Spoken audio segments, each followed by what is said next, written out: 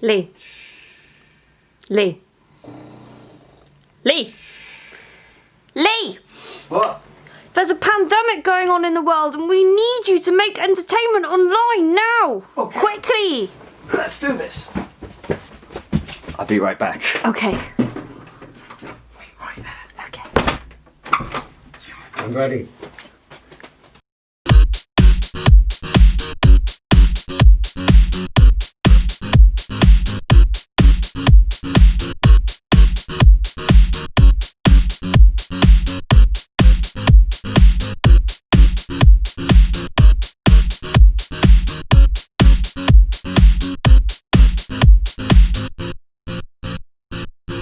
Hi there, welcome to another episode of Co-Video Breakdown. I'm your host Lee Christian and this is... Your co-host Grace Williams. And it's potentially the last ever episode of Co-Video Breakdown, but definitely the last one of this season. I guess we'll see if there's a second wave. Hopefully not. But here's your last show. Hope you enjoy it. What have we got coming up, Grace? We've got so much stuff. A lot of returning guests this week. We've got Pat and Liv showing you their eco farm. Trista Bites is back, and we've also got Ben Phillips showing you how to make cake. We've got a lot of music again this week. Performances from the likes of Tiger Mendoza and Roz and Jem and Emrys the Brave. And we've also got a very special interview this week, haven't we, Lee? Yes, indeed. Awesome guy, Cori Cori Fader Jacobs, who has worked with all sorts of amazing people, from Beyonce to Pussycat Dolls to Sly Stone, George Clinton and more. So check out that in a bit. But first up, as usual, it is our Corona update. From the 1st June, you can do your bit to bring the R number back up by giving in to the government's, hey, look over there at that thing, not over there at this thing that we don't want you to talk about policy. The latest measures have been brought in and, hang on, it's 2 metres. That's exactly the same measures. The track and trace system in England is now up and running, but only running in open spaces at safe distances, of course. A friend can now visit you in your garden and use your loo, as long as it's thoroughly cleaned afterwards, which is great because it really needs it, and you weren't going to bother, were you? And in the absence of any available opticians, the English Heritage have opened up their castles so that you can drive to them to test your eyesight. Amongst the additional virus symptoms is a lack of taste, which is great because you're watching us. And with that, here as usual is our resident DJ, Mr. Vincent Vega, on the decks with a little what's coming up. Take it away, Vince Vega. Waka waka waka waka waka waka wah wah.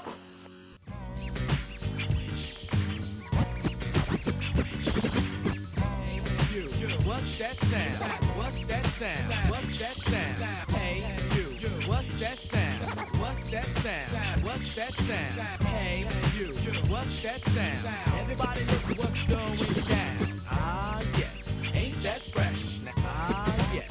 Ain't that fresh? Ah, yes. Ain't that fresh? Ah, yes. Ain't that fresh? Ah, yes. Ain't that fresh? Ah, yes. Ain't that fresh? Ain't that fresh? Ain't that fresh? Ain't that fresh? Ain't that fresh? Ain't that fresh? Ain't that fresh? Ain't that fresh? Ain't that fresh? Ain't that fresh? Awesome, thanks Vincent Vega. Went out on a high note. Thanks for providing our deck damage for 10 weeks. What a legend. What a legend. What's up next?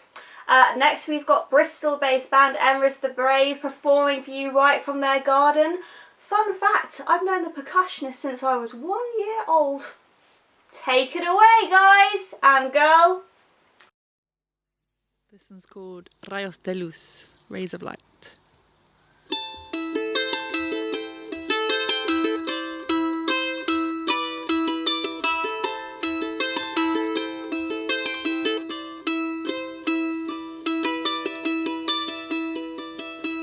She comes in softly, she wants to heal all the wounds the world has ever known.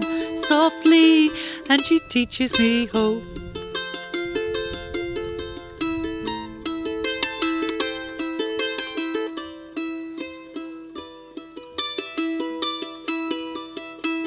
He comes unburdened, carefree, like the horses running an endless field, unburdened, and he teaches me to breathe.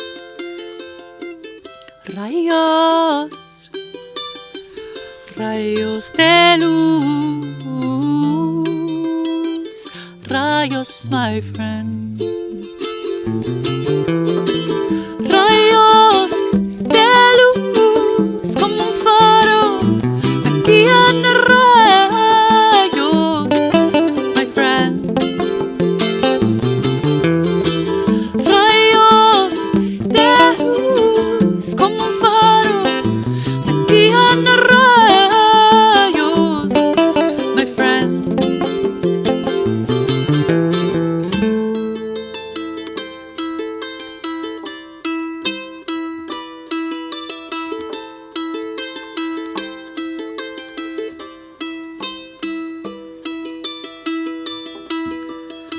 She carries Eden in her palm. With every step she shares more than she will take. She carries Eden and she teaches me to give. Rayos de luz, como un faro, me guían a rayos, my friend. Rayos de luz, como un faro, me guían a rayos, my friend. Silver stars cool the eye, sugary white fall or fly, milky diamond your eye must stop the only lie. Silver stars cool the eye, fall or fly, no war's gonna stop me dying, no war's gonna stop me dying.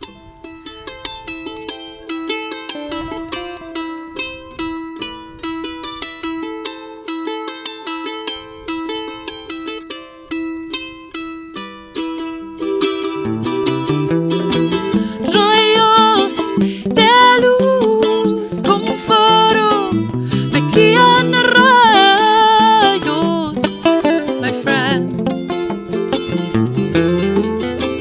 Rayos de luz, como un faro, me guían a rayos, my friend. Dos rayos, no se puede fallar, no se puede caer. Dos rayos me enseñan a brillar, me enseñan a creer que el camino nos sabe errar.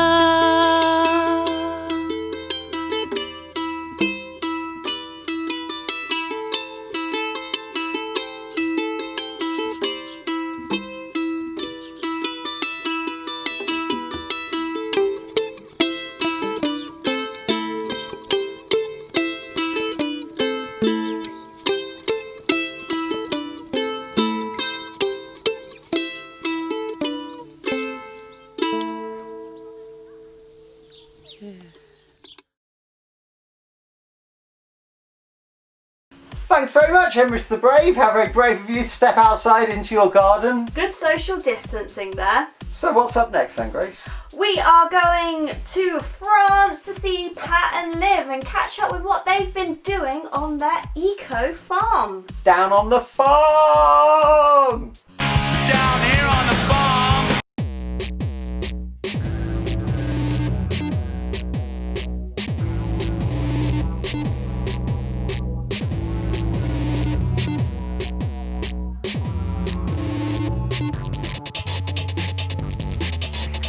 Cold, snowy, Cosmo, milky time. Come on, milky time. Come on, girls, milky time. Come on, girls, come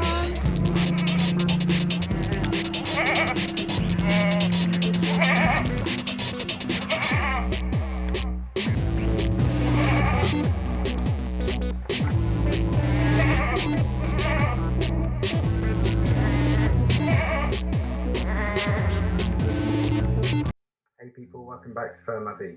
We're out of confinement here in France, and I understand you are or getting there in the UK or something. It was World Environment Day on the 5th of June, and inspired by that we're going to talk you through some of the eco-friendly systems and materials that we're using in our house. Starting with the boiler that does the heating and hot water for the house. So it's a wood burning system which runs either on logs or wood pellets. And the log burn is pretty cool. I wondered how it worked in terms of stacking loads of wood in. Surely that would just create a massive fire.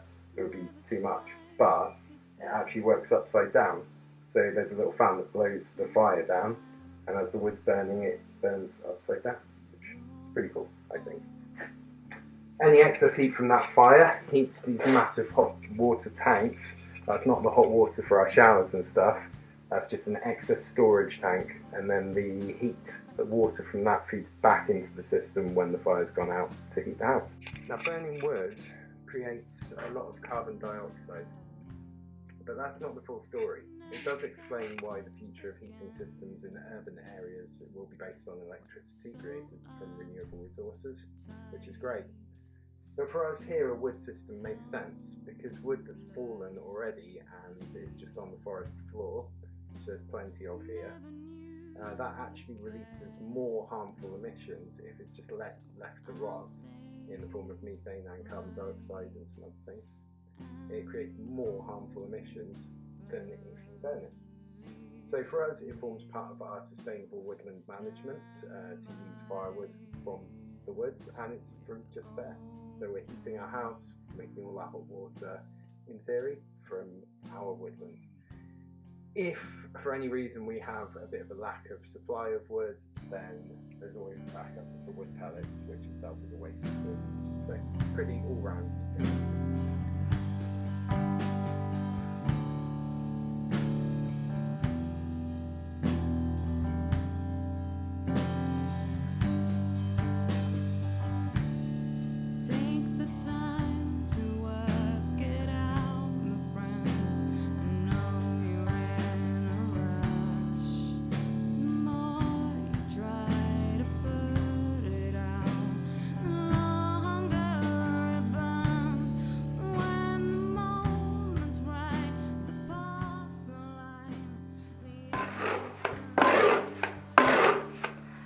I'm applying a lime plaster, or render. It's essentially the same thing, which is a mixture of sand and lime, hydraulic lime in this case. It's really important to us that we source our building material locally. So the lime was quarried 40k away, the sand 10k away, even the timber that we're using for building stud walls, for example, was milled 10k away, which means that we're managing to reduce the carbon footprint of the material by reducing the distance that it's travelling between the point at which it was created and the end point, which is us, the consumer.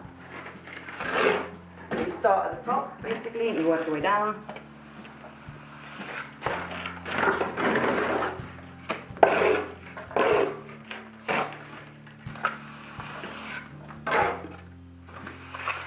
Simple as that, really.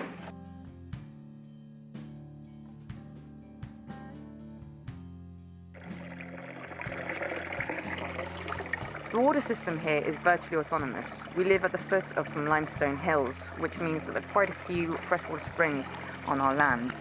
One of these is captured just up the lane here, brought down via a pipe to this well, and all of the water that we consume is pumped out of this well into a cellar, which we're going to show you in a minute, and all of the excess water basically is left to run its natural course, joining a stream further down the valley. We're in the cellar where the water is pumped from the well into these pressurized tanks and filtered by a series of particulates and ceramic filters. And then all the used water around the house is pumped into a reed bed system out here, which filters out organic matter, and then the reeds soak up excess nitrogen before then kicking out clean water back into the stream further down the valley. So this system relies on a little bit of electricity to run the pumps, but it's essentially diverting clean water that would have gone into one part of the ditch via our house into another part of the ditch, using no chemical treatment.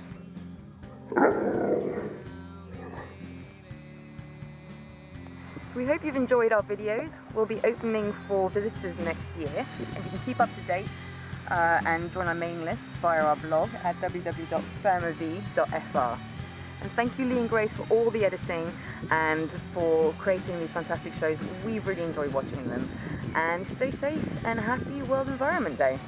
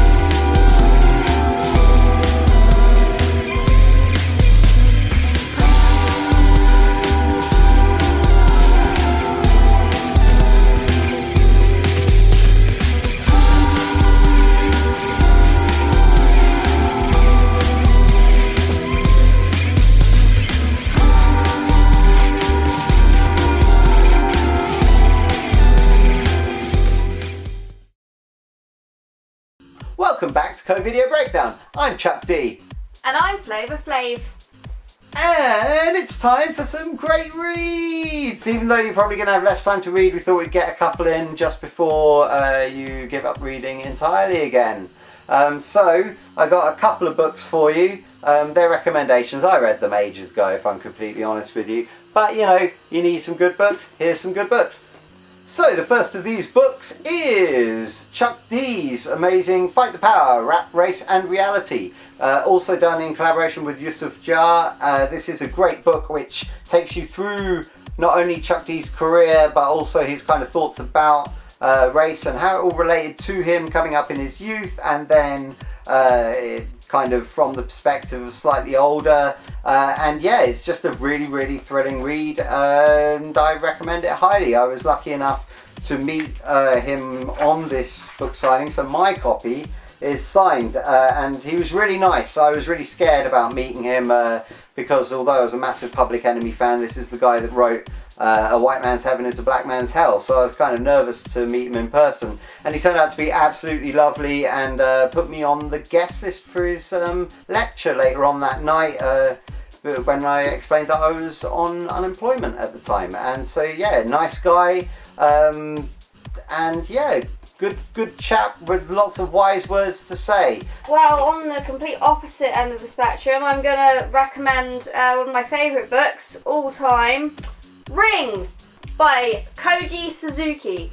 So, before the film with Naomi Watts, there was a Japanese version of this film. And before the Japanese version of the film, there was this book. And it's in a trilogy of books. This is the first one. And it's a similar plot to the movies where there's a reporter and they investigate a mysterious videotape. But it's very different. It's got a lot to do with Japanese religion and culture, and the sort of way that some Sadako's videotape spreads is quite different. The imagery is very different, and it's just a really scary, brilliantly written book. And actually the translation from the original Japanese, it comes across really well. So yeah, I highly recommend this book, especially if you're a horror fan.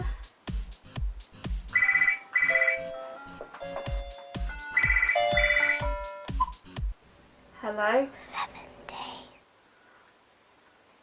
What have you been reading, Lee? I haven't been reading anything, but I did want to recommend this book because it's really good. Everybody should read it. It's Naked Lunch by William Burroughs. Not everybody should read it. You should only read it if you've really prepared to have your mind completely ripped in 15 billion different directions and then pieced together with like silly, like crazy glue and then put back in your head. It's insane. If you've seen the awesome movie Naked Lunch, which is a Cronenberg masterpiece, then you've seen the making of this book, because the film is more like William Burroughs' journey whilst he was making this book.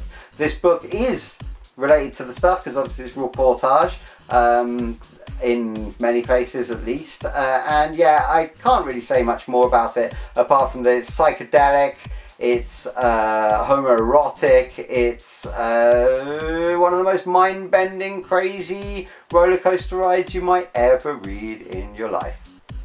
Speaking of which, Bug powder dust and mug wump jism.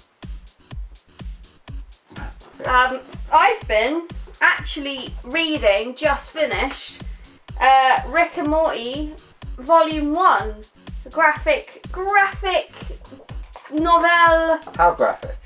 It's got some boobs in it.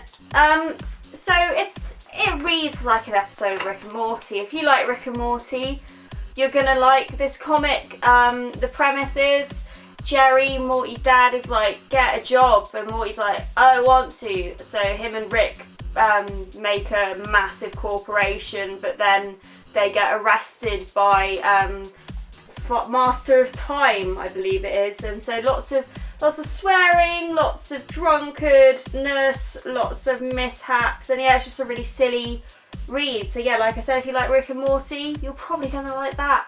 Wabba lubba dub dub. And finally, the one comic book graphic novel series that I really wanted to recommend to you is The Boys. It's amazing. I don't know if you've seen the series. If you have seen the series, it kind of already ruined a few things about this, but you should definitely still read it. It is amazing. There's a long series, 72 issues. Garth Ennis knew that he was going to do that much before he started, so he sewed in all of these amazing things that really don't pay off until much later. So it is one of these series that you really do get the most out of from reading the whole thing. It's uncompromising, it's graphic, it's brutal, it's hilarious, it's sarcastic. It's also incredibly British compared to the series in terms of its sense of humour, and it has a very interesting take on superheroes. Not dissimilar, I guess, in many ways to things like Watchmen that subvert the superhero archetype, but you're not really prepared for it. So yeah, it's very, very graphic, and you shouldn't go in lightly. No stone is left unturned in terms of controversial material, and yeah, just everything that you never thought you'd see in a comic book is in this. So yeah, I'd really recommend it. I'd recommend it so much that I actually wrote a song about it, and so you can go and listen to that maybe whilst you read it. You probably have to go around a few times, which is why I made 5 remixes. So yeah, so check out The Boys on in comic format, and then obviously do check it out on the telly after that, because it's worth a look. But you know, that's all the issues. Way! Apart from the backs. Yes. Who indeed? Huey indeed. Good one. So yeah, hope you didn't butcher that review too much. What's up next, Lee? Well, in our pursuit of trying to get loads of bands and musical performances for the show, we got in touch with tons and tons of artists. Some of them did send in some stuff, but it didn't really quite fit the idea of, you know, people playing in their houses and stuff like that.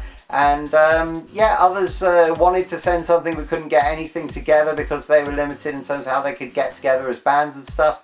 So here's a little clip of some bands who did send in stuff and wanted to be part of the show that you should definitely check out doing what they do. Take it away, bands. Take a dive, 'cause it's the finest picture of you. I know I ain't the first man to say that to you. Take me on it, I'll turn you on and light your fire.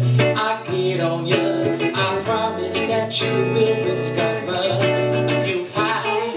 You can't put a drug against my loving, but feel free to try. I give you all you like, but on the next note, maybe I'm jumping that gun a little bit. How about a number, I'll call you. Maybe I'll start with a text. Get away, I might get out of line. Go away, you might run out of time. Get away, I might get out of line.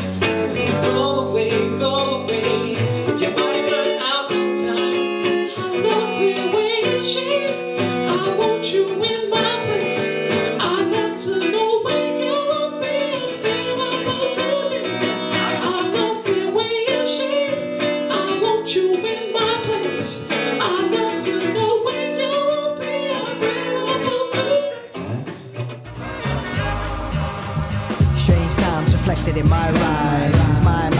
than the world's crimes. What's mine, whatever there is inside, let a couple white lies turn into these white lines. I rap relic, psychedelic, angelic, melodic, manic, eccentric, unrelenting menace on the offensive. Stay pensive for all of this life sentence, and repent and lament and venting and then repenting again. I talk about the truth a lot, cause it's imperative to keep his honor sedative on my meditative mind envelops it. Never settling without the question, like let him in. He stresses, I don't let him in. Writing is my medicine, sunshine lives in the pen of him, an emblem resembling and assembling to heaven.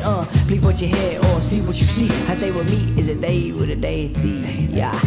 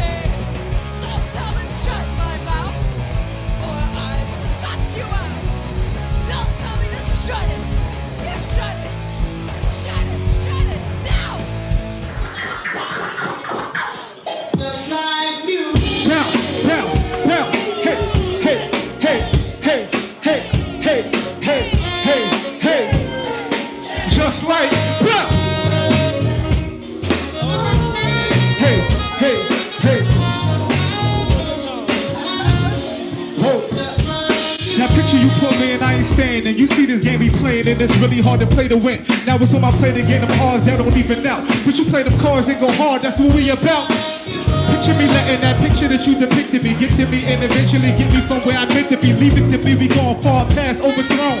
And to be honest, I'm far past overthrows. Cause you think a designer pattern make you a chess player. Get up on the fabric, deny the habit, the rest later. My next neighbors should expect major changes in they scenery. They seem to be disappointed, they seeing me out the city limit, but we ride until we get it. The ride is 10 and never mind on how we did it. Listen, the city air so crispy, in the air everywhere near. Yo, and lift me, we here. In your chair, on the right, all night. Turn it up, burn it up, count it. Hey. Watch the real chicks do some things, I'll make it rain like a hurricane. We're trying to get lit tonight.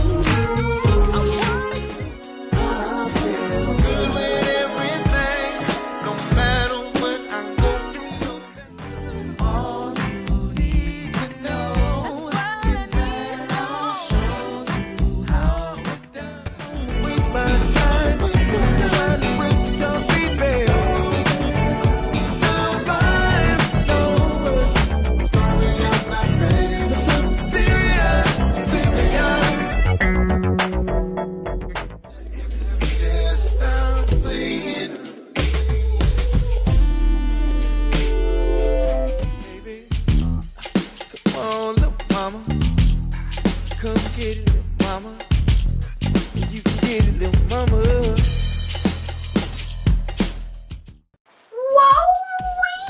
That's a lot of music for you to check out there. Just to give you a quick rundown of those bands again, in order, that was Roz and Gem, followed by Lyrics versus Poetry, also known as Aaron Lampard. That was then followed by Cyrena, and after that you heard The Bombs from Montreal, and after that would have been Kenny Culture from New York, who has a lot of stuff going on in New York, so check him out. And then that was followed up by a nice little ad for The Rugged, who have a new album out, and yeah, you should check that out on streaming, really funky stuff. So thanks guys, thanks for sending your bits. So what's up next? Well, Lee, do you like games? I love the games where we spring Do You Like Games on each other. That's probably my favourite game. Well, like we the have Cardigans. Trista, thank you so much for all your support during this series. It's been great to learn more about games and for you to give all these recommendations and send us so much content. Yep. Here is a recommendation from our friend Trista Bites. My favourite games. Do do do do do do do do do.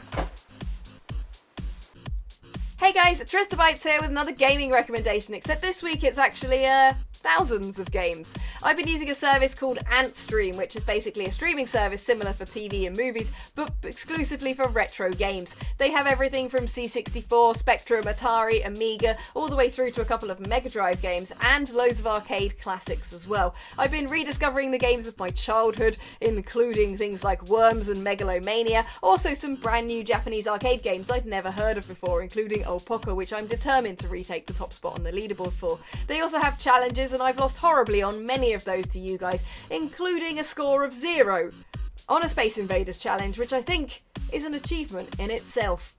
The system's really easy to use. I've been enjoying it. They also approached me and gave me a discount code, so they have a 7-day free trial, and if anyone would like to join the service, I have a code which is TristaBytes, which gives you 50% off a year with them, so that we can challenge each other at all these retro games. It's brilliant for discovering new games, as well as replaying all of the gems of your youth. So hopefully you find something you enjoy on there, and I will see you guys all next time. Bye!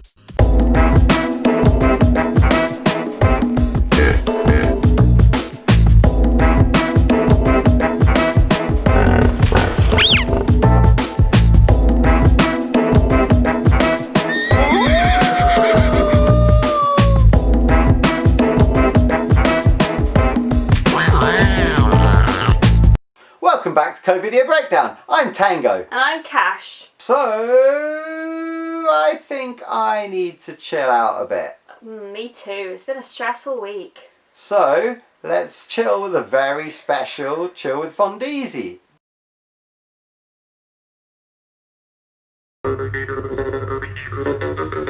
What I got, you got to give it to your mama. What I got, you got to give it to your papa. What I got, you got to give it to your doctor. You do a little dance and then you drink a little water.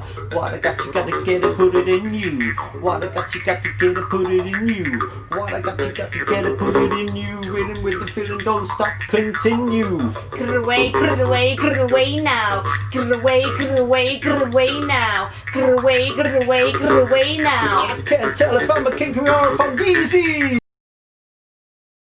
Not very relaxed after that at all. That probably got me more worked up than usual. But anyway, thanks so much to Fondeezy for his all his regular segments. Do go and check out Lynn's Culture. We've just set that up as a weird little segment that we chucked in, but really there's a lot to learn about, like Asian instruments that we just didn't bother teaching you. So do check out Lynn's Culture and the link to Fondeezy's own stuff as well, because it's all really, really good. And there's loads of great stuff, and we just used it as kind of novelty section, which is a bit unfair really. What's up next, Lee?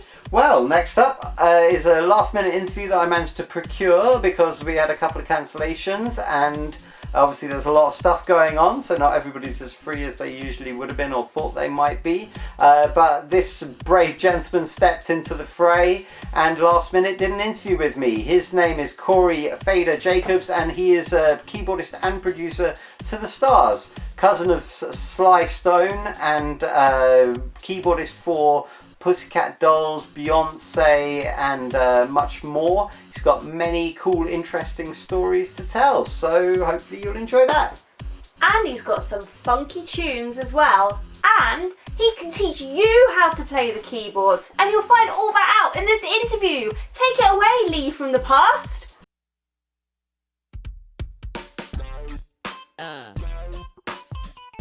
Watch yourself. Master Fader here. Worshipper of the funk. I need y'all to check your chakras because we about to reconnect to the ship. It's been a while. The funk is the healer. You just gotta be real. Fantastic. Cori Fader Jacobs. Yeah, thanks so much for sparing the time. I really appreciate it, and on last minute notice as well. Where I wanted to start is you play keyboards and you're an engineer, and that's obvious from your... and I just wanted to get a little bit into how you got started with that kind of stuff. I understand you're Sly Stone's cousin. Yes. So that's a good starting point, I guess. That was a good starting point. I got into... I'm a piano player, so I was doing my own record and writing a whole bunch of songs. To get a good mix is very expensive. And a lot of times you send it out to a mix and you won't get back what you asked for. So I stopped playing for a period of time to learn how to engineer and how to mix. And it took a while to get my ear to the place that it needed to be. You know what I'm saying? Yeah, I can imagine. Yeah. So then you end up, by chance, finding out, meeting Sly by your relative, which is crazy. Yeah, Novena.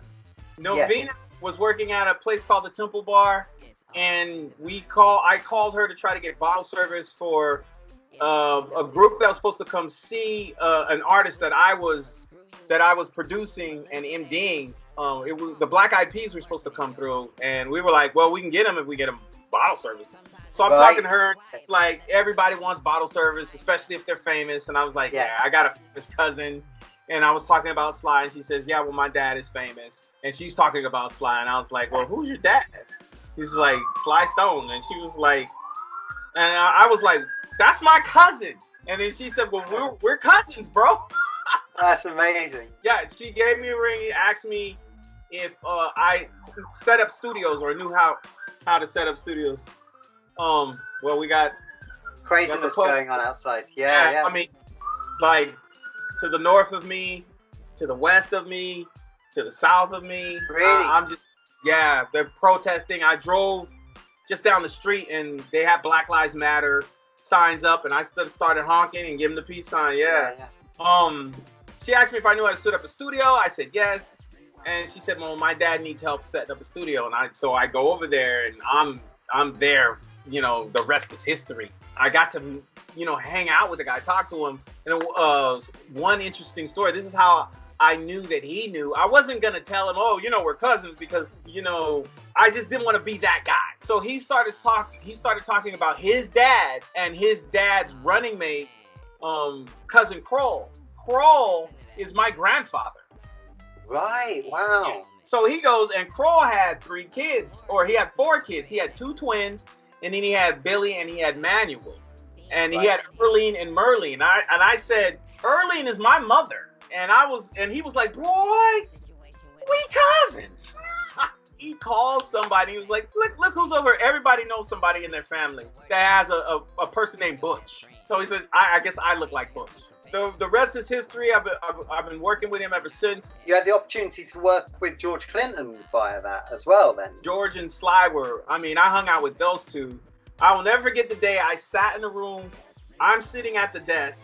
George Clinton is right on my left, and just on his left is Sly Stone. And I was like, this will never happen again in my life. Yeah. So I started asking questions. Who do you like? Who do you don't like? What's going on with funk? What do you think? And they were so open. They the realest guys in the world. And the most important lesson that I got from them was I did a version of If You Want Me to Stay, and I played it for Sly and George. They were in the room, and a mixer, a mixing engineer was in the room, and Sly just sat there with his hands in his pocket, and he was just saying no.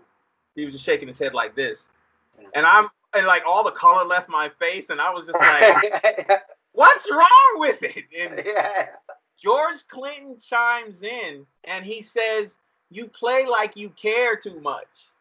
He's like, Really? you play. He said you need to play like you don't give a fuck. Just play like the fuck cares. And I was like, because I come from a jazz background where everything is supposed to be precise, almost like classical. Tried to go home and relearn it, and Sly, he told me himself. He says, "You're too good. You are too good. You gotta unlearn some of this stuff and just play like somebody who just is not so into the music that everything has to be in its place." Yeah, that's not what funk is. Get the rules out of the way. Well, get out of your own way. I did a song called "Old Soul" with Myra Washington, a friend. She wrote the lyrics and I wrote the other half. That's on the Vegan Funk album. Yes, great track. Thank you. I played that for Sly, and he started smiling. And I said, "You like it?" And he said, "Yes." And that's the right tempo. And it's on my Instagram, the Cori Hypothesis. If you scroll down, I did a short snippet with Sly, and I asked him about the Vegan Funk album, and he said that album is cool and necessary. Well, obviously it's got all these kind of P-funk and old school funk kind of nods, but it's got such a lush balance of different synthesizer sounds and everything. Each of the solos seems to be in a different tone. There's like the sine wave kind of one and the more vocodery kind of one, and there's a squelchy, kind of tweaky one, and then there's a straight kind of piano, like really nice jazzy, funky piano solo, and all the tone and timbre of everything, the balances of all the right synth sounds, it's very impressive. That must come just through just so much playing, so much different stuff. At length. I used to go to the Northridge piano rooms, and I would eat till I was full, and I would go practice until I got hungry again. So I would just play, listen. A lot of what I do and a lot of what a lot of people have told me is that it is 95% listening. It is 95% what you are feeding yourself, and it is 5% where your dexterity, your what do you call it, muscle memory. Sure. And that's it's just like bodybuilding. It's not about working out. It's diet or losing weight. Yeah. It's not about working out. It's how you eating. Gotcha. You're eating in your body. It's the same thing with song. I don't ever want every song has to have a solo that fits the song, not the song fitting the solo. It's the solo. Right, yeah. I can't say that. I don't like saying the same thing, even though I do use the same. I use the same chord scale. Mm-hmm. I don't use I tailor it. I love playing out. I know what I like to do, but I like to tell the song to tell me. You were telling me just before we started this conversation that you have a huge backlog of songs and you're working through all these kind of... Like 400 and growing. I have to write in the mornings, and with all of this, I've learned that anxiety will raise your blood pressure. Because I was eating right, and I checked my blood pressure, and I'm like, what the hell's going on? But it's anxiety, and the anxiety is from, I was pulled over for a U-turn, not far from my house. Right, and then they wound up arresting me and taking me to jail, towing my car, and then assaulting me. I was handcuffed, and the officer elbowed me into the back of the police car. He was about 300 pounds, and I was, at that time, fearing for my life. No criminal record. No criminal record. Nothing more than a parking ticket. Yeah. So after going through that, every time I saw a cop, there was PTSD. So all that anxiety. But I've learned that if I'm playing and just letting my fingers go and there's a release. Relaxes you, because you get into your zone, I guess. You get, and the zone it's a beautiful place to be. You know, when I'm taking a solo, I take a deep breath, I relax, and then I just listen to what's going on, the bass, the drums, the guitar, and then I try to add that. Obviously, you're doing these amazing lessons. So you've got these great deals at the moment for like $1 lesson, which, I mean, you get to learn from, someone like when they go and listen to your albums, if they don't already know, mini albums, what do you call them, EPs? They're EPs, like 3 to 5 tunes. Yeah, they're like 20, 25 minutes, tons of music packed in there, tons of quality, such great arrangements. So they're genuinely getting like some real gold out of you, because you're teaching the stuff that you can't really get on another YouTube tutorial, because it's the stuff that you've had to kind of find out in between the gaps. Do you want to talk a little about that? Yeah, a lot of times you'll hear keyboard players play some things, but you'll never hear anybody teaching them. Most of the people who teach are good teachers, but they're not great players. They can play. Some of them are really good players. Like there's one guy on YouTube who plays this synth-based stuff. His fingers are flailing. He's killing it, but he's not teaching it. And he's the pitch bend, and I'm like, wow. Or the Latin cat who plays all of these fiery licks, or that girl on Instagram, they're flying, but they're not teaching. Yeah. What I want to do is teach the beginner. Basically, it'll take them a while to get to where they're flaring and flying. Of course. What I want to teach is the philosophy of a solo. How a solo is akin to like starting a fight. First, you start pushing each other around, and then you start throwing blows. And then at the end of the fight, it slows down. You either looming over the person and you watch them bleed. You know what I mean? Or they're both in a pile on the floor. Just to like establish a couple of your credentials for said lessons. Not that we really need to do that. You played for some pretty amazing people. Obviously, you played on. I thought I didn't know any Pussycat Dolls songs apart from "Don't Ya," and then I went in research for this. Listen, Stick With You. It's really famous. It's one of the most famous songs ever. Yeah. So you played a bit on that. Yeah, keyboard player had either canceled, and so the producer called me in and asked me to embellish what I guess he had done, or someone else had played it. So rather than do what they did, I just basically spread out what was done and reharmonized it, and it worked. And my name is right next to Ron Fair's name on that record. Right. And I was happy. I didn't know who the Pussycat Dolls were either. I was like, who's this for? They were like the Pussycat Dolls, and I was like, who's that? I didn't know. And then when the song went #1 on iTunes, #1, and it was just, I was like, what? And then it got nominated for a Grammy. Wow! I was like, wow, okay, this is cool.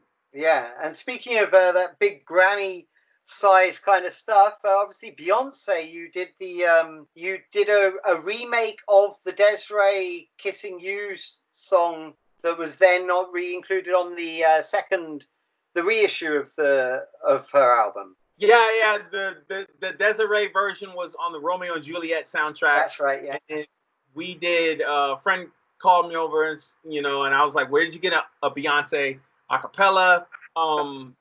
We did 2 versions. We did the version that completely mimicked Desiree's version, just the music. Yeah. We did a version that we put together. Shout out to DeConzo Smith, Grave Room Music, a beast of a producer. And he's worked with everybody. Everybody. He even did a song. I'm trying to remember if it made. He did a song. They sent it to Prince, and Prince approved it. And it was supposed to be on the Men in Black soundtrack. I think it was for next. I mean, he's a lot of the stuff that I've learned. I learned from him. So he's my mentor. It's like, and he was like, I'll show you everything I know. Just a beautiful. There are some beautiful people in this industry alongside the sharks. Sure, of course. It's all about navigating those waters, really, isn't it? You gotta love swimming. You gotta love to swim. Because you seem to have like swimmed in some with some pretty big fish. I mean, Bobby Womack, that was with Sly again. Is that Sly had called, or Bobby had called Sly and asked him about me, and Sly said, "That's my cousin. He can play his ass off." And he said he better play good, or I'll beat his ass. Well, you don't want to get your ass beaten by Bobby Womack, do you? No, you don't. Bobby Womack, I learned a lot from him. I'll never forget. We were just about to go on the world tour, and we were playing the Shrine Auditorium. He comes over to me and shakes my hand. He says, "I owe you an apology." And I was like, "What do you want an apology for?" He says, "Because I've been riding you this whole time." Because what happened was there was another keyboard player, and he was messing up. Bobby was blaming me. Bobby was Like, and the guy wasn't saying anything. So one day the guy messes up. Bobby looks at me, and I just get up and I scream at the other keyboard player. I was like, "What's your problem, bro? You keep coming up and he's blaming me, and you're not saying shit." I was upset. Finally, that's what Bobby was apologizing for. So I wound up going on that tour, and I met C.J. Emmons on that tour. C.J. Emmons is singing with Dancing with the Stars. And cool. Yeah, phenomenal beast of a singer. And I met Rusty. Rusty played bass for Sly on the Fresh album. Woody Alford, guitar player, he's a beast. I did Lauryn Hill with him. We were in the studio. She's like, "I want this done. Redo this. Redo these vocals. Redo that drum track, and I'll be back in 2 hours." She comes back in the room, and I start playing the track. She walks out of the room, and we are like, devastated. Yeah. She doesn't like it. But then she walks back in with her guitar and starts playing to the track. And then that's when we know we did good. So on your website, you do an awful lot of stuff. You do mixing, you do production, you do writing, you do obviously the keyboard lessons at the moment. You keep pretty busy. What have you got like coming up? And is there like kind of exciting stuff that you've got around the corner? I got another record that I'm working on that I'm putting together. I'm also working on a film, a Netflix documentary about the life of Marvin Gaye through Dorian Holly, who's an amazing vocalist. He sang with everybody. That got put on hold because of COVID. Working with a phenomenal director, producer in Mr. Fennessy, D'Artagnan Fennessy. Remember that name? Okay, yeah, it's quite a distinctive name. Yeah, very good director, producer, and he's got great ideas. So I'm working with him on that, and I'm a music supervisor and composer. So brilliant. That's in the right, and I plan on continuing the teaching because I'm finding a lot of fulfillment, and I'm finding a lot of I'm relearning some of the things that I may have forgotten. Right, sure. Yeah, it's good. Always good to refresh for yourself, isn't it? After how many years have you now been playing in the industry? Oh my goodness. Decades. Wow. Yeah. So then so there's stuff that you'll be revisiting, which will actually be the first time you might have kind of heard that since almost like when you started, in a strange way. So you're kind of boosting you're rebooting your own brain in a sense. You never stop learning. You're always learning. And some of my students are teaching me a lot, and I'm showing them a lot of things that they're like, whoa. One of my students was like, "I'm amazed at how fast you can play," but I never really thought about that being a point. You don't play that fast. Like I'm thinking, I have to remind myself they're not there yet. So I'm showing them these finger exercises that they can do to when they're not playing. You have to play all the time. Jimi Hendrix always had a guitar in his hand. Yeah. Everywhere he went, he was playing guitar. You have to become asphyxiated and a lunatic about playing if you want to be at a high level. That dexterous and that versatile, and also the processing of information, because obviously that's like, especially if you want to play session or whatever, then they're looking for how fast you can pick it up, essentially, right? And if you're playing a session, they want creativity. They want you to be something not that you've learned in school, but something they want something new and edgy. Bring the different flavor, yeah. Right, and otherwise, because there's a lot of keyboard players who can play what they've been taught, and they're very good at playing that stuff. But when you go into a session, they want your timing to be straight. They don't want to have to quantize. Sure. And they want your feel, and they want your ideas. And I've been in sessions where they will siphon you for ideas. Oh man, that was great. Let's do another. Oh man, that was great. Let's do another. And then I've learned to just be like, no, let's just see what this is going to do. Right, yeah. Do you think like there's something that stood you in good stead through doing all of these different kind of multiple different jobs? A hunger. Right. when you got to eat and you got bills to pay, you're just Mhm. like, oh, I can do this. I don't do anything I don't enjoy. Right. If I'm not happy with it, or I enjoy mixing. I used to hate it because I couldn't do it. Right. And now Sure. now I love it. Right. Teaching, I was like, I'm impatient, but I've learned how to make a video. This is what I want you to play. Now play it. Now go play Right. it. Yeah. So I can do it one time and send them a video, or I could teach somebody online. And I enjoy that. I enjoy writing. I think is my biggest point. I love writing. I love the best song is always the next song. It keeps you like, oh, I could try to beat that. Michael Jackson used to say, we got good songs, but now we got to try to beat them. I ran Of course, yeah. I ran to Jonathan Moffat, and he was working. He was standing next to his engineer, Michael's engineer. Right. And his engineer said, yeah, Michael's got some songs, but he wants to beat them. And I'm like, whoa. I mean, where's the mentality? Yeah. Well, that's the winner. That's why Michael's Michael, I guess.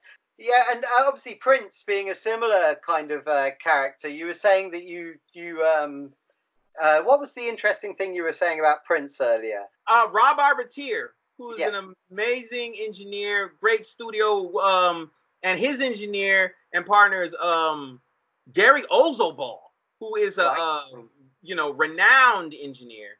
Yes. Rob was telling me this Prince story where Stevie was there. I think he was working on one of Stevie Wonder's album. Mm-hmm. Stevie Wonder, Rob and Stevie sent Prince the track that they were working on for Stevie's album. Prince sent it back the next day, took all Stevie's music off and put all new music on, and Rob played me Stevie's the original. Yeah, which was good. I was like, oh, well, that's amazing. good. I want Prince to do that. And then he played me Prince's version, and I was just like, whoa. And then not to cut Stevie's, Stevie's a beast. He's really good. Yeah, of course. What Prince did was just like, I was like, this dude is ahead of his time and stuff. And I don't think that version will ever be released because it was so good that it beat it beat the whole album. Now, you met James Brown once and he played your keyboards. I was at a Grammy party. It was a Which Grammy is pretty show. cool in itself, anyway. Well, Just throw that in. Just at a Grammy party, like you do, So we were we were the band at the party, and we were backing up Tina Marie, James Brown, and those two I know because even though they both transitioned. Yeah. So in walks, I'm setting up, and the bass player who also plays guitar says, "Hey Corey, look at the front door." And I look up, and this big, huge, this guy had to be 600 pounds, with a big trench coat walks in. Behind him is James Brown, and I'm like, whoa! I've never seen James Brown before. So James Brown is at the edge of the stage, and I'm setting up, and I'm messing with these horns from this little module. And James goes, "Hey, those don't sound like horns," but I was embarrassed. He didn't dock you $5, luckily. But he was listening to me play. He walks on stage and he goes, "James," and I was like, "I know who you are."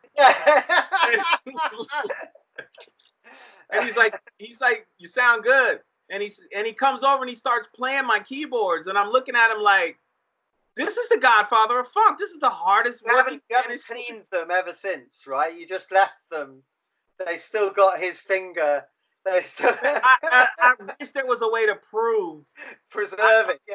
Dust it. You needed to dust them for Prince. I should have done that, but I was so blown away. The only way I could prove I met him is he gave me his card. He gave me his card. He told the big guy, said, "Give him a card. I never know when I need a keyboard player." And I was, oh man, that blew me away. I was just like, oh my God, I just met James Brown. Yeah. And what's more, he even put it into the frame of possibility that you could play for him at some point, which is like, that's pretty cool, isn't it? So I would have done it and got docked. Some gigs you would pay to do. Oh, absolutely.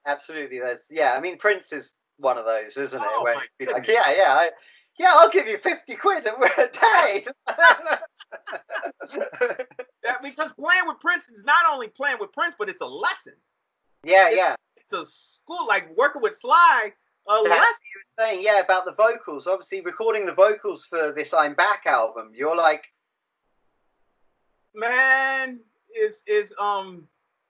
that album it came out through Cleopatra Records, and I engineered all the vocals. Basically, he sang 3 separate takes of each song. And these are like Sly hits. So yeah, you're hearing all the hits if you want to just in a room, hearing him re-sing like some of the archetypal funk legendary classics of all time, which must be quite a rush. It was unbelievable. Any other situation, if someone else was singing it, that means you're recording covers. Sure. But if you're recording the person who sang it, it's not a cover. No, it's like I am recording the original. I was like beside myself. Yeah, that's amazing. Like this dude, you know. And all the tips. I mean, you must just pick up things about funk just by standing around the dude. Do you know what I mean? Man, there's a story. He called me over. He wanted to redo Que Sera Sera. Oh, wow.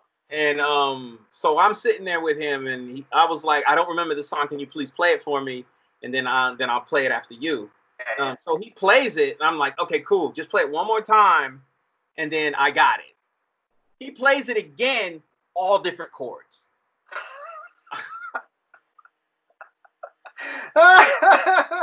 The one thing about Sly I don't think a lot of people know is that he knows his theory. He went to school, Solano Community College. He studied under a guy named David Froelich. And I remember at one rehearsal with Sly, he was like, Cori, everything you're playing is a minor third off. Move everything up a minor third. And I'm looking at him like, wait, what? So I moved up a minor third, and guess what? It was right. Like, he wasn't even playing the keyboard. He was just listening. He was just listening. And I was just like, whoa. So that's why on my website, Learning How to Read 101 is free.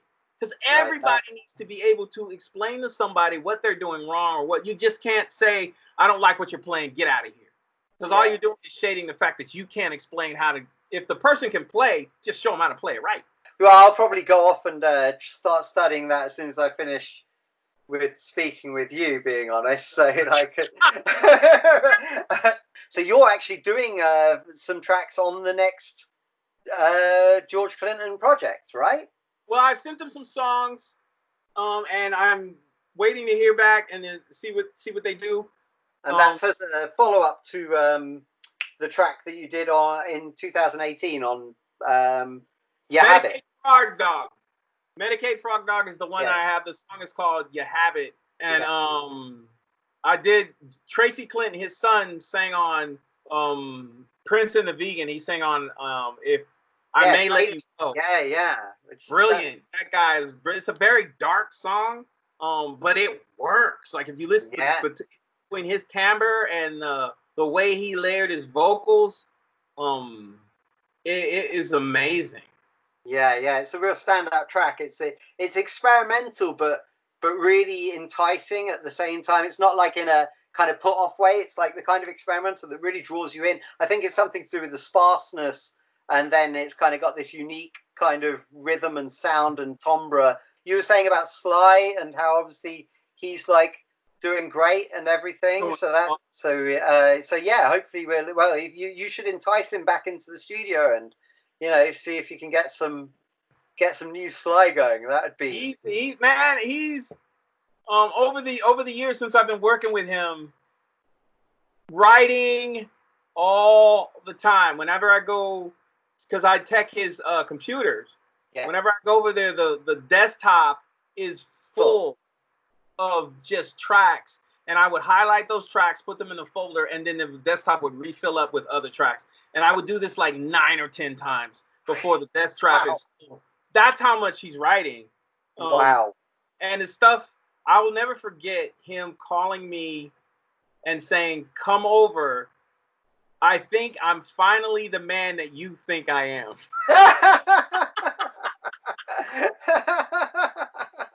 So I go over there and I sit down. He hits the space bar and then leans back in his chair with his arm hanging down, with a smile on his face. And I'm hearing the funkiest stuff, simple funky, that I have heard in a long, not a lot of stuff going on, just basically the bass, the drums, and maybe the melody and some comping in between. And it's just making my head, it's forcing my head to nod. I can't, like, what the hell Irresistible. Irresistible funk meets immovable keyboardist. He is the inventor of it. James Brown came out on the East Coast with his funk. Right, yeah. You know what I mean? On the West Coast, Sly started doing it. So basically, we've got a new record coming from you. You've got all these lessons that people should definitely take advantage of whilst they're bored indoors and you're bored indoors. Yeah. This is the time. And then you'll be up and playing, hopefully, as soon as there's a chance to promote your own music. I'm booked to do the Long Beach Jazz Festival. Well, we'll see what happens. I think that's around October. I think. Right. Okay, that's hopeful. It is hopeful, but we'll see. You know, fingers All crossed. depends on second waves and things like that. Yeah. Exactly. So right now, the lessons, you can't beat $1 to get a course. Like, just puts it in the hands of people who usually might not be able to as well, which I think is really cool. So well done. It's important to have a little bit of a community in your community vibe in your makeup. So yeah. No, the promotions are they're important. I'm learning that. I used to just write the songs and put them out and not promote them. Like Vegan Funk is like that. Prince the Vegan is like that. And I'm realizing I have to allocate a certain amount of budget just to promote and what's the best promotion. So around his this show's going to be coming out around what would have been Prince's birthday. And when you were warming up earlier, you played a little something. I didn't know whether you wanted to quickly just give us a little bit of that. Maybe the audience can guess what it is.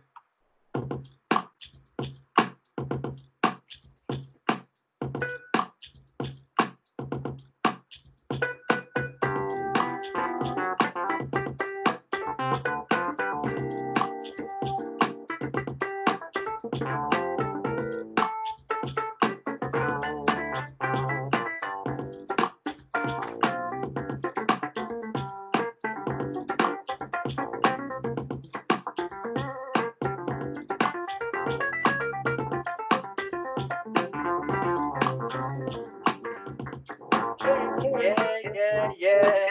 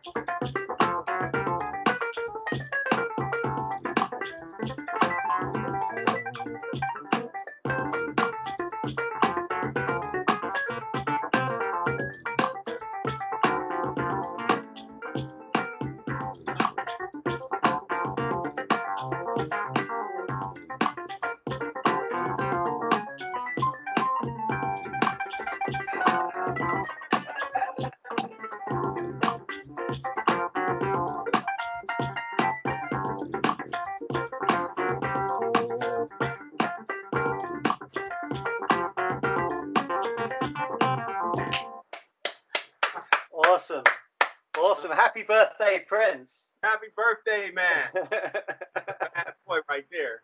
And about if you go under Cori Jacobs, CoriJacobs, yes. There are I think 2 or 3 other, one full album with 15 tracks, and it's mostly kind of jazzy. And then really?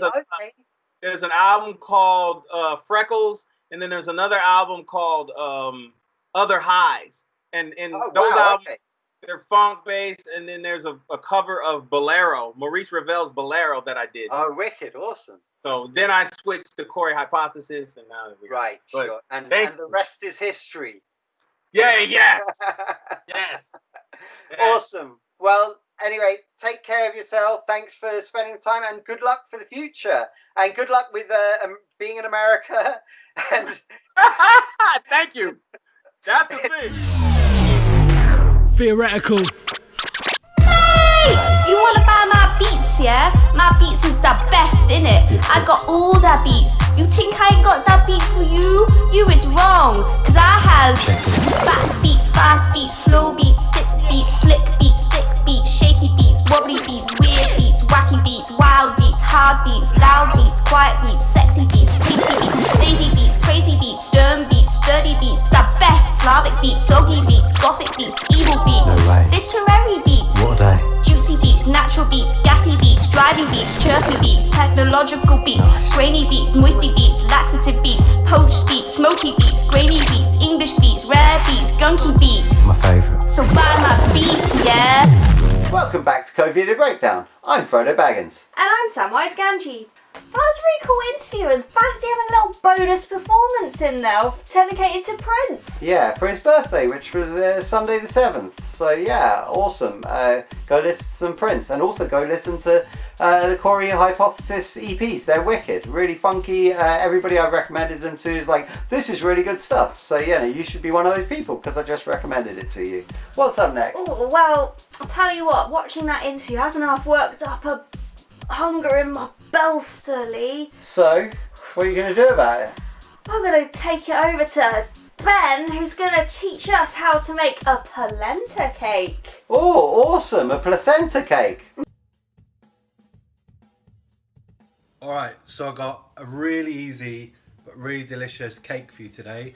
It's a polenta, pistachio and olive oil cake. So I've got a bit of Italian vibe going on here, all in one bowl, into a cake tin, bang into the oven. Oven's preheated to 160. I've got various things measured out here, which I'll go through now. So, 50 grams of plain flour. Not much flour in this, because it's got olive oil in it, it's got pistachio nuts in it, keeps it nice and light and moist.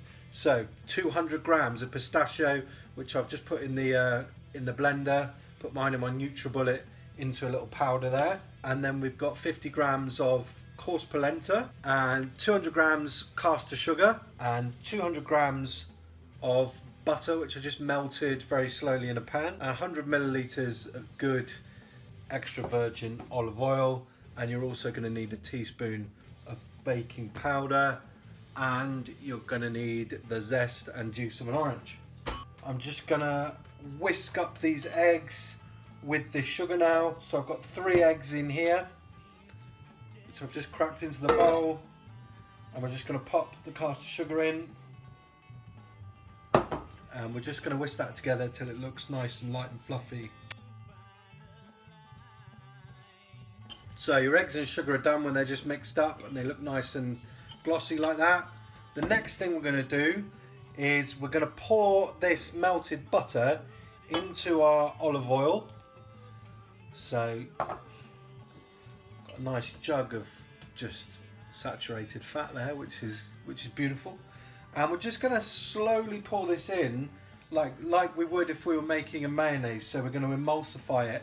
It's going to get nice and thick and glossy. So I'm going to put the whisk on its lowest setting, and I'm just going to very slowly incorporate this. So I've added that oil and butter very, very slowly, a little bit at a time, and now you've got a nice thick glossy emulsion there. And now, very simply, just going to chuck in these dry ingredients. So in with your pistachio nuts, in with your polenta, or a teaspoon of baking powder, in with our flour, just a little bit at a time. You can sieve it if you want, I'm not going to bother. Okay, and the last thing that we need is orange zest, and then the juice of the orange.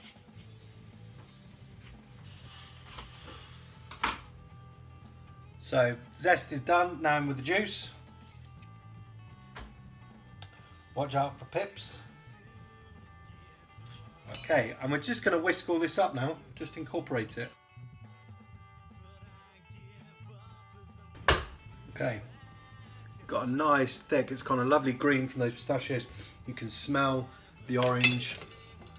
We're just going to fold that out into a cake tin.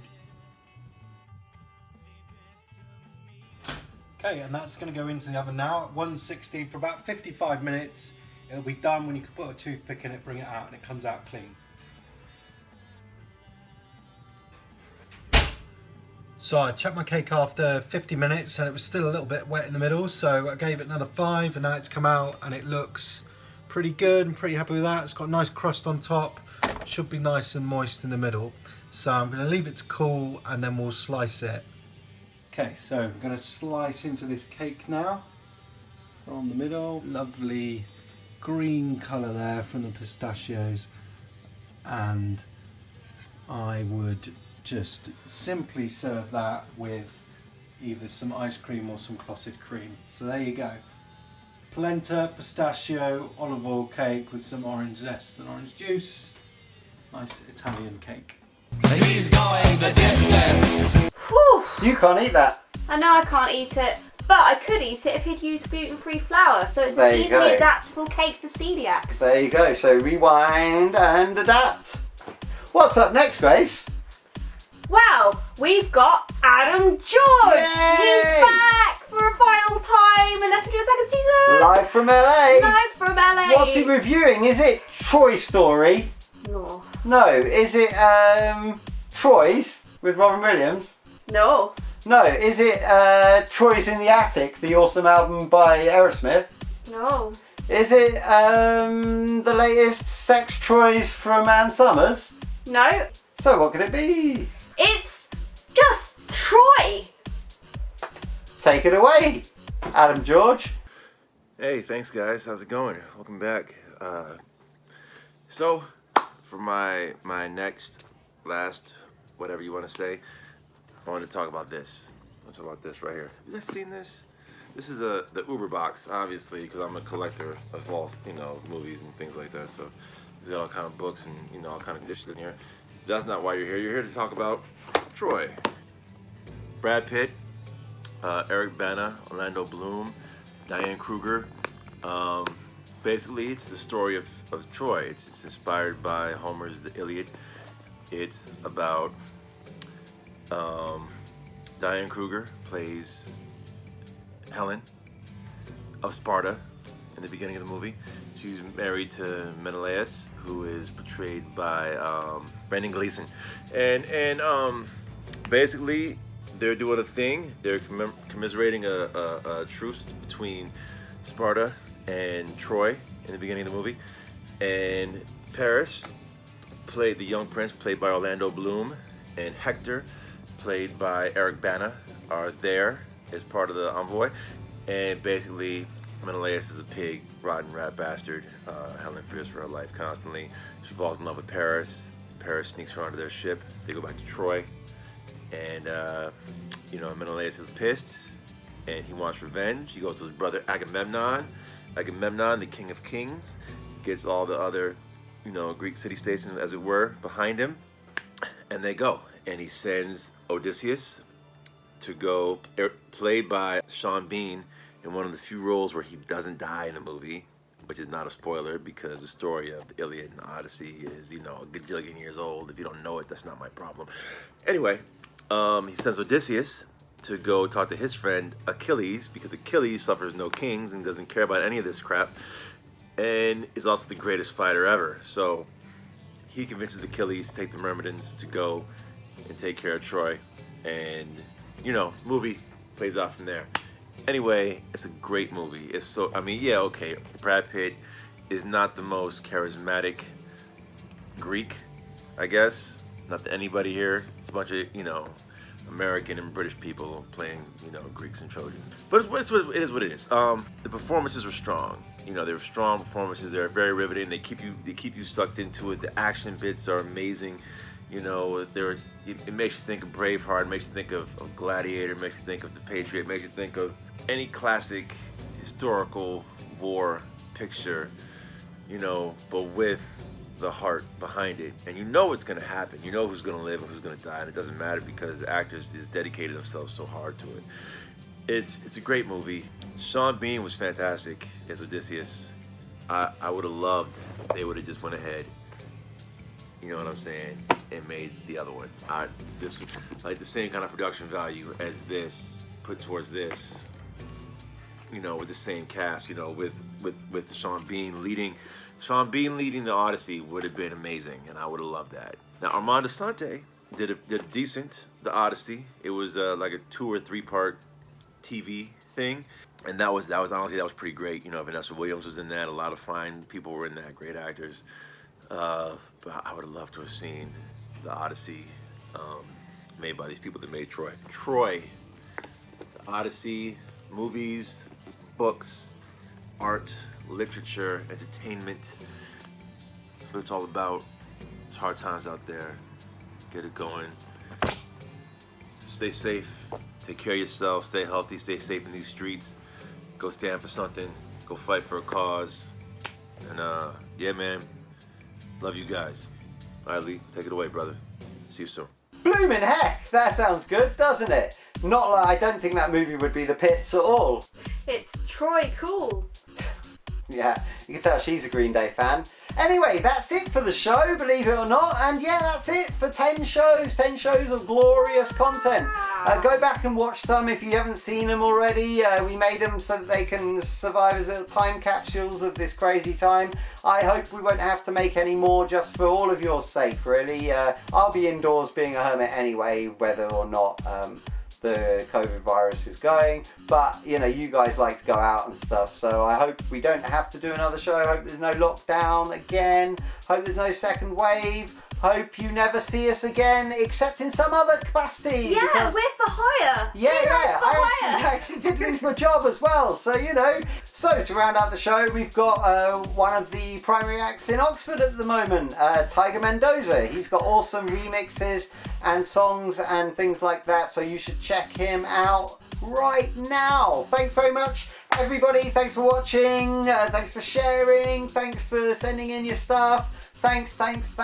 And most importantly, be excellent to each other. So, yeah, this is a song called The Circus.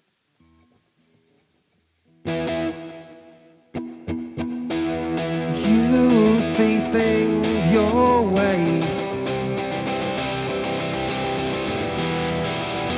Whatever that would mean.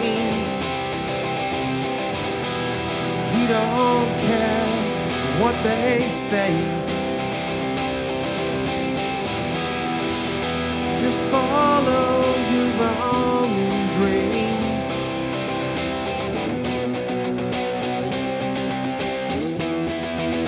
You'll pave your way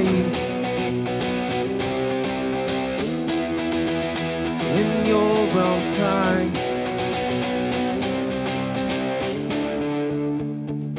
When are you coming home?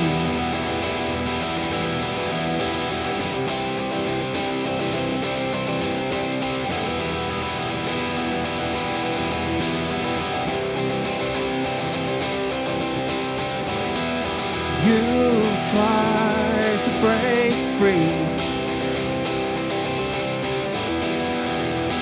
It almost seems so real when you reached the circus. There was nothing left to see.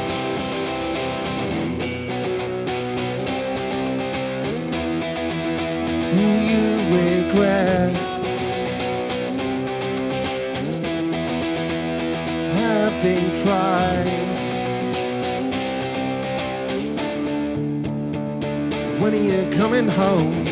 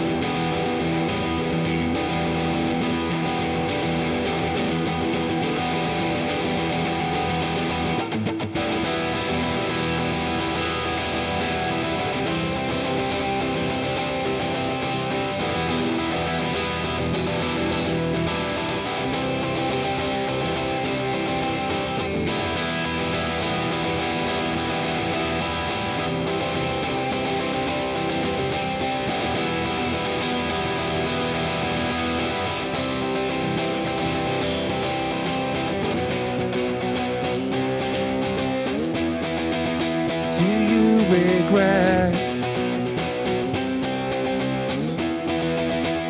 having tried?